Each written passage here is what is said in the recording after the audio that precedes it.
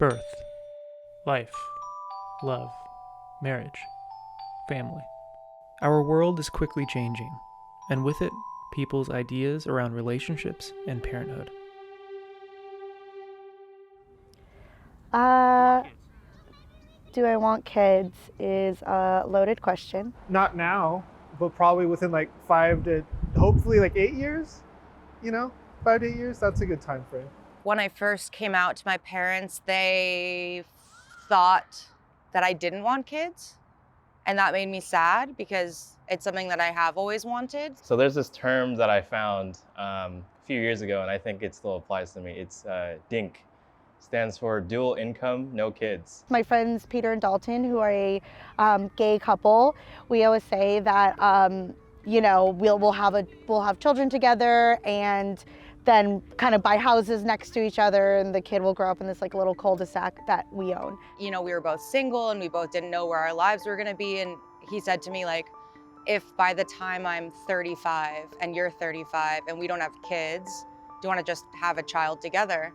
And I really thought about it for a minute and was actually pretty open to the idea, which I wouldn't have thought I would have been. A growing number of people are deciding to parent children with platonic partners.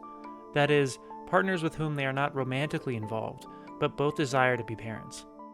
How might this growing interest in platonic parenthood shift our ideas of family now and in the years to come? Lauren Brim, a family therapist and sex coach, decided to have her first child with a platonic partner.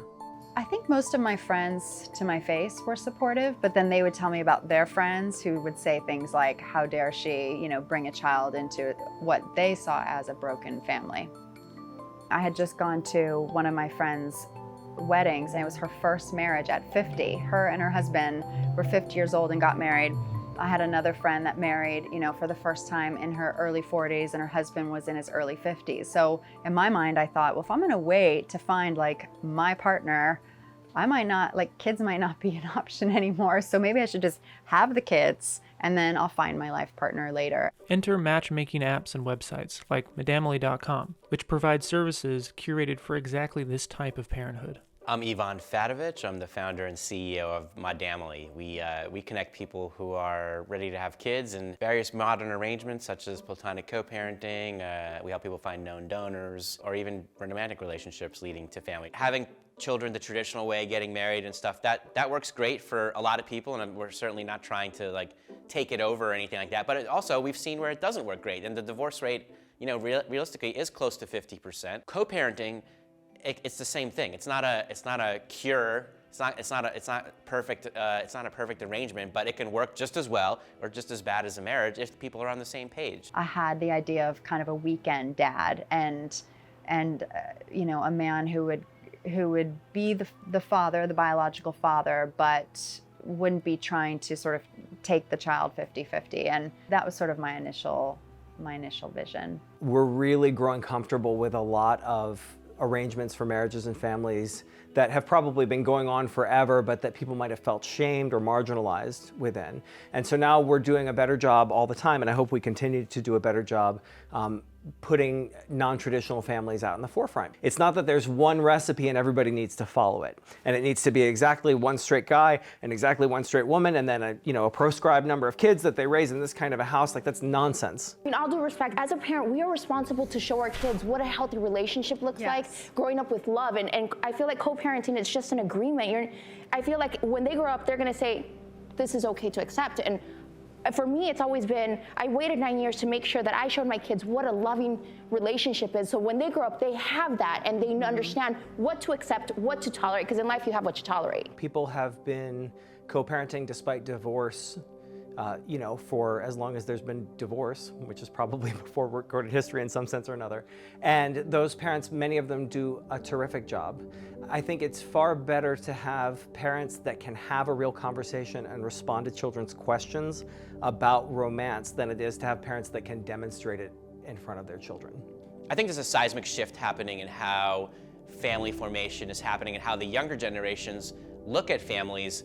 Gen Zs and young millennials, they also identify in 20 different ways than older generations did. It's not just, you know, straight, gay, bi. Like there's all different kind of relationships that people are engaging in terms of gender identity, in terms of sexual orientation. You know, the man and the woman in the home raising the children is, I sort of get it, but at the same time, I also can't get too caught up in the fantasy because I know the reality from friendships, from the families that I work with, that just because you're a married couple in a home with a child, it doesn't equal happiness. Yvonne told us Modamily's online traffic has tripled in the last year alone, and he correlates this directly with the COVID-19 pandemic. People, when they were in lockdown, when you're in your little dinky apartment, you're by yourself, you're like, oh my God, like time is passing me by. I was planning on trying to find someone to have a kid with this year, next year. People are thinking about life and death and stages and what life goals that they have and when and how long have they waited to, how long have they pushed them off to the side. So whether you're living together or whether you live in the same apartment building or you live close by, you're doing it 50-50 or you're just a donor and you're a single mom by choice. These are all options that people are exploring, and not everybody's aware of all the choices you know, available to them. There isn't much statistical data on platonic parenting yet, and its effects and outcomes. But it's very clear that ideas around family, marriage, and child rearing is in a current state of flux. People are realizing that the person you have kids with may not be the person you grow old with.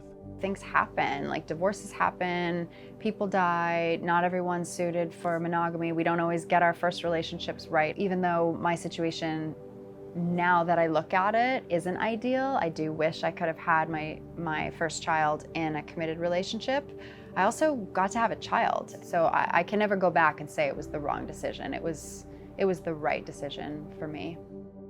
So what I would say is this: there's always a million reasons to feel pessimistic, but the truth is, in this sector, I think we're getting better all the time. And I think that the generations that you and I won't be around long enough to see are gonna eclipse even the generations that are on Earth now.